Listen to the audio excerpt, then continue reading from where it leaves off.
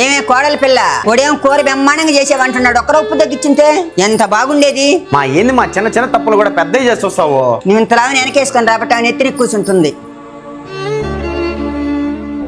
మొఖం మీద జుట్టేంది మగపిల్లోళ్ళలాగా చాచా. ఏమే అలా అంటే నిందిరే, ఇది ట్రై చేయి నువ్వు. కార్మెసీ రేజరా?